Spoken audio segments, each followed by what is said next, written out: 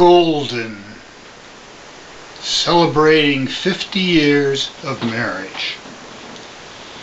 In 1972, we spent the first days of our married life on a honeymoon in Hawaii. Now we've decided to return to our honeymoon spot for a Hawaiian reprise. M. James and family preceded us by 3 days, getting up early in the morning on the 19th of August and flying from Portland to Seattle and then on to Kona on the island of Hawaii. There they rented a car, packed up the kids, and drove north from the airport to Waimea, where they were to spend 3 days. They arrived in time for lunch, and over the next 2 days they saw the sights of northern Hawaiian Island. This is Rainbow Falls near Hilo, and also got in some beach time. Our kids had upgraded our tickets to first class, and on the 22nd we entered a first class compartment and enjoyed the flight to Hawaii, including a wonderful lunch and a big snack. As we came in for our landing at Kona, we discovered that the airport there was built on an old lava field. Bob and Amy had come in on an earlier flight and gone on to the rental house. However, Jen and Chaz were on the same flight with us, and we shared a car in driving to the rental house, arriving just about 6:30. The master bedroom occupied the second floor of the rental house. Beneath the master bedroom was a large living room, and to the left of that a breezeway connected to 2 rooms used by Bob and Amy and Jen and Chaz. To the right of the living room was the dining area and then a kitchen. A separate building about 100 yards away housed Em and James and the 4 grandchildren. As the sun set and the frogs began to croak, I took this picture off the back deck, looking down toward the ocean and here seeing the pool area. In the morning, we stepped out onto the balcony behind the master bedroom and took this picture looking down at the grounds of the building. This is a portion of the 9.5 acres that accompanied the house.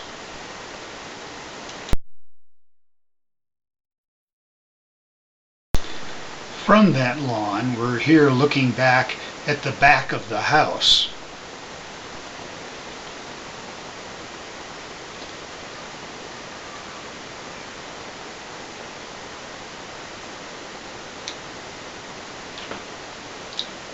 As we turn and look down the hill, we see what an extensive and steep hill it really is.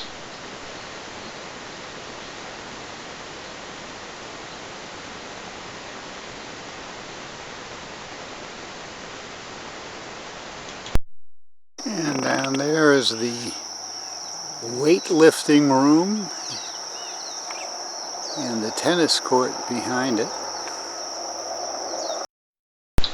Walking through the grounds, we see a pretty flowering tree, and then some pretty flowers that didn't have a tree.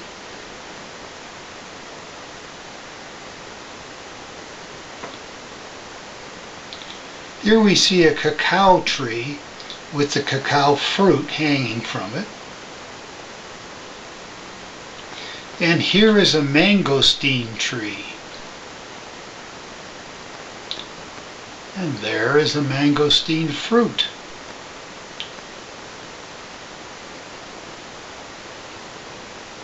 And here is the bud of a mangosteen blossom. Here is a breadfruit tree. And those are the breadfruit hanging from the tree. And if one cuts the breadfruit in half, it looks like this, and if one fries it, it tastes very much like a slightly starchy potato. Completing our round of the grounds, we see here the pool with the fire pit in front of it and the spa behind the fire pit.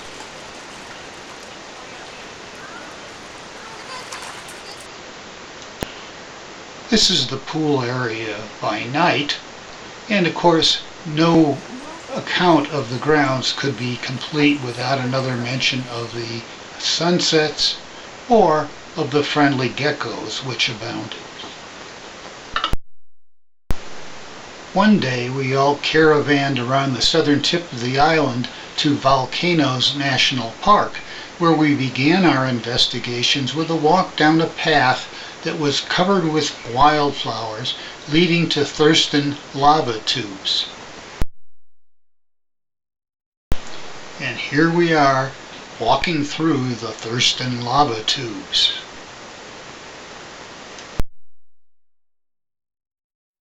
Next on the agenda was lunch.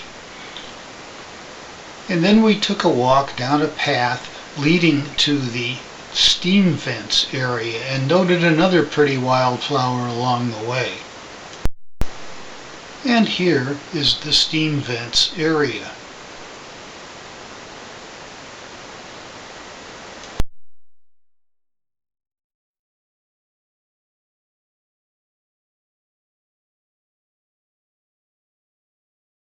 Near the steam vents is this viewpoint of Kilauea Crater, which reminded me of a picture taken 50 years before, and then one taken that day, which all proves that no matter how things change, the essence remains the same.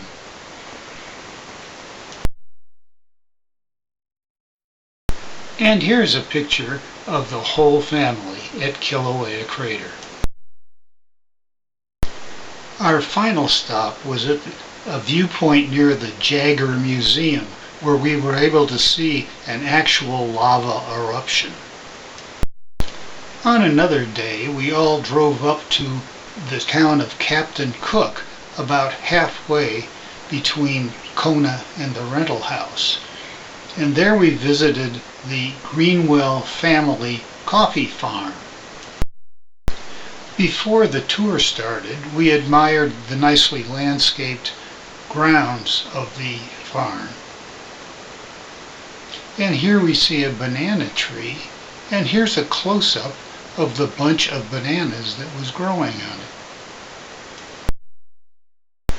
The tour started with this view of the stubby trunk of a 100-year-old grandmother tree into which shoots of new trees have been grafted. Of these cherries to produce the 1 cup of medium roast. Arabica, which these are, produces about 1 to 3 pounds of finished coffee per tree per season. Not too much, right? And that's if it's good, meaning it was picked ripe.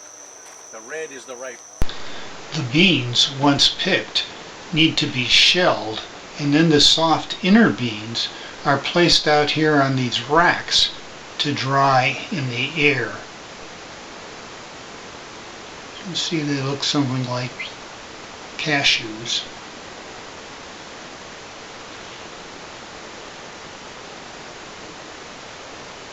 The beans are then cleaned and roasted. As a second crop, the farm is beginning to grow black peppers. And this is a grove of black peppers, and here you can see the actual peppers themselves.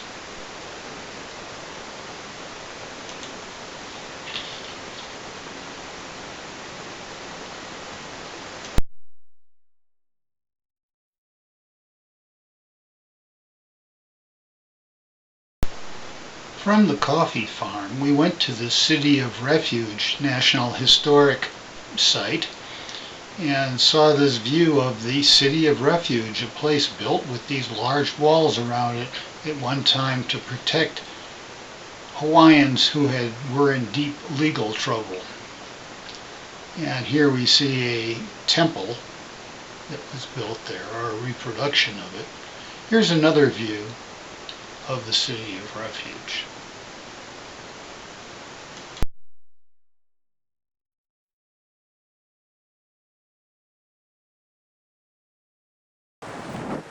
This rock here is where the chief, we see him here in a red shirt, would normally sit and view what was going on. The site also contained some displays of cultural items pertaining to the old Hawaiian culture.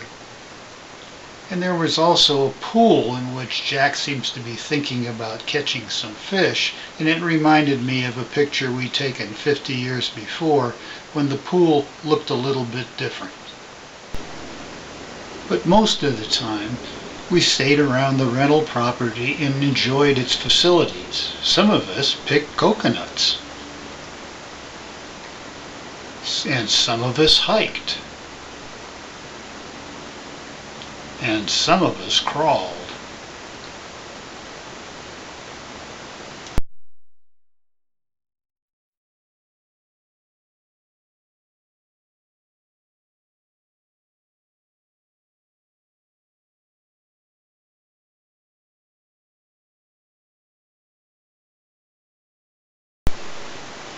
Some of us played, while some of us read. And some just vegged out. And some rested.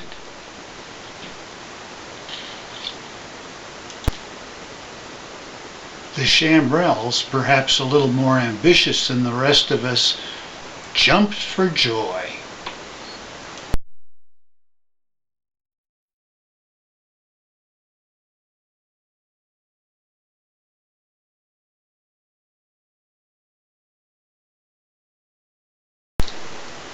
A lot of time was spent enjoying the pool and the spa. And we all took our turn preparing dinner. And dinners provided a wonderful opportunity to enjoy the sunsets.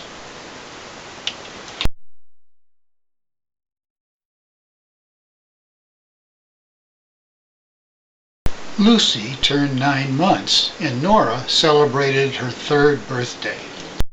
Tell them how old you're going to be. How old are you?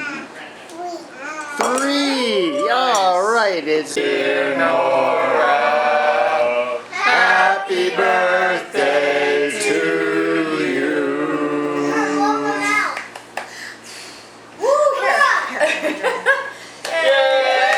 A good time was had by all, even if we did confuse the holidays.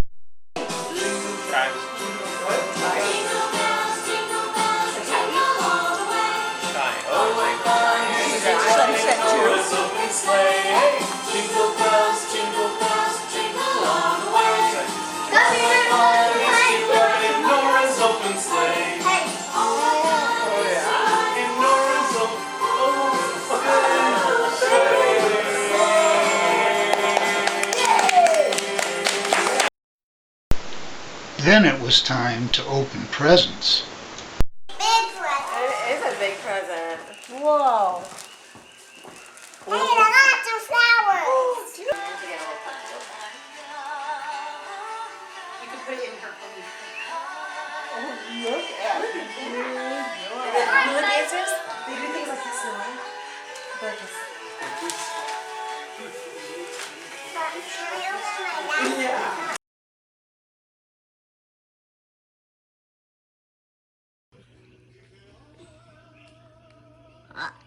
A sad frog. So if you're ever sad, you can turn them inside out. Aww. And you can be a happy frog. I think it's a happy frog tonight. Are you a happy frog? It's so cute. Yeah, it's so funny. Now he's Now he's a happy. And now we come to the reason for this festive gathering, our 50th anniversary. When we arose in the morning of the 26th and descended from our penthouse, we found the table set for a delicious special breakfast. We had special eggs, bottles of champagne, and a beautiful fruit bowl. I struggled somewhat with the champagne bottle, but at last I had success.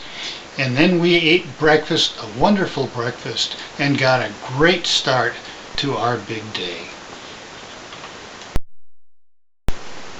In the late afternoon, we were handed a bottle of champagne and vanished to the balcony up in our second floor room. When things were prepared, the grandchildren called us down and we found them dressed in their finest as waiters ready to lead us to a great dinner. All seemed perfect, but there's always a potential problem lurking, as you will see.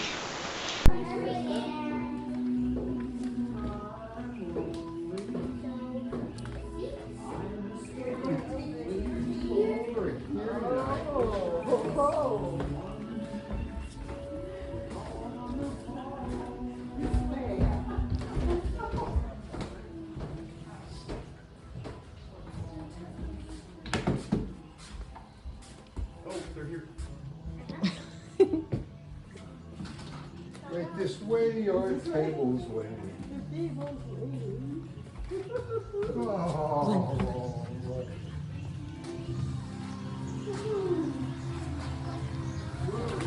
Oh, Shoot, Mom. are you okay? Let's see that again. Eyes glued to the nicely decorated table, Eileen failed to see the step down, and she slipped on that, lost her balance, tumbled, and there she is down for the count. Things were looking kind of bad, but fortunately Eileen was not badly hurt. She soon got up, sat down at the table, and the chef himself arrived with a selection of pain-killing tablets. The meal continued, and we wound up with a wonderful ending to a wonderful day.